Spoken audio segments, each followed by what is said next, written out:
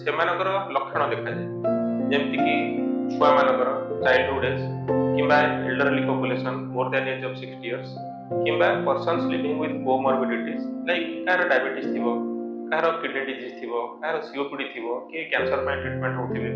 ତ ଏଇଭଳି ଲୋକ ଯୋଉମାନଙ୍କର ଇମ୍ୟୁନିଟି କମ୍ ଥାଏ ସେମାନେ ଭଲନେରେବୁଲ୍ ଇନଫେକ୍ସନର କମ୍ପ୍ଲିକେସନ୍ସ ଡେଭଲପ୍ କରିବା ପାଇଁକା।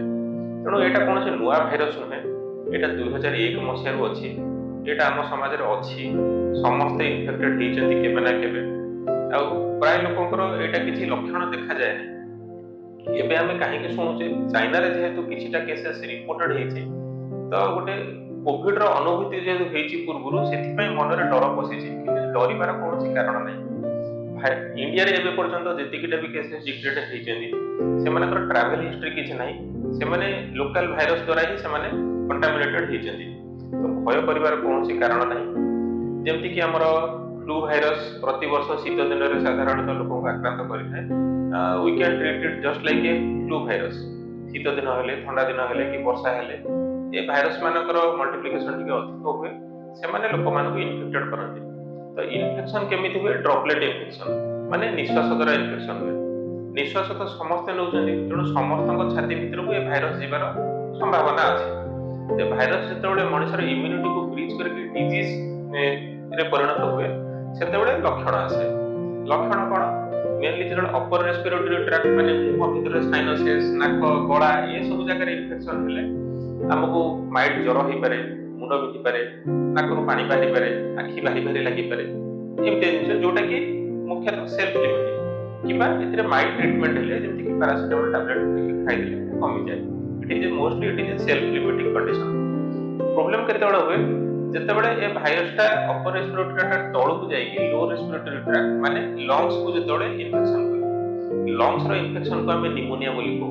तो हमें जानिबा केमति हमर जो इन्फेक्शन हेछि अपर रेस्पिरेटरी ट्रैक्ट रे हेछि कि लो रेस्पिरेटरी ट्रैक्ट रे हेछि।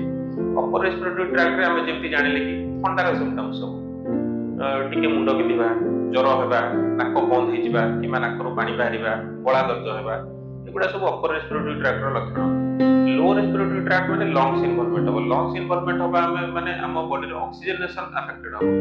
ऑक्सीजनेशन अफेक्टेड हेले हमें अल्प काम कले धोइसे लागिबा, बेली होबा किबा काश हेबा, काशटा बहुत दिन धरि लागि रहिबा, ये सब होछि लो रेस्पिरेटरी ट्रैक्ट रो लक्षण।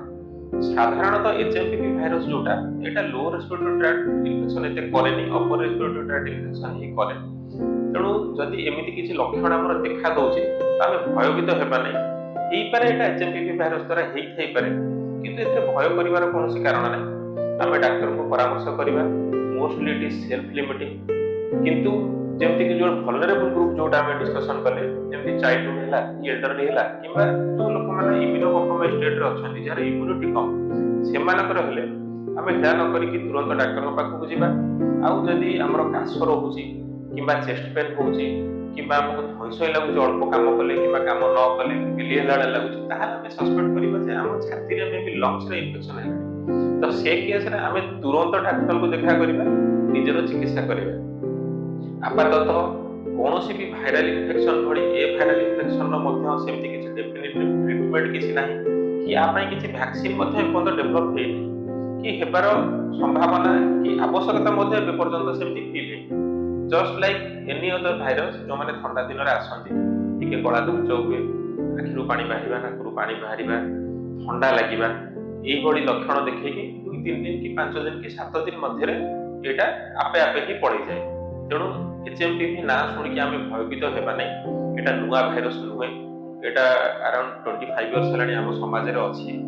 प्राय पिला हूँ कि आम समस्ते वृद्ध लोक हूँ समस्ते केवे ना केवे इन्फेक्टेड होइथिबे, तो आम भय करबा नहीं, टिके अलर्ट रहिबा। जदि लक्षण देखा देउछि आम डाक्टर को परामर्श करबा एवं निजे सुस्थ रहिबा। नमस्कार।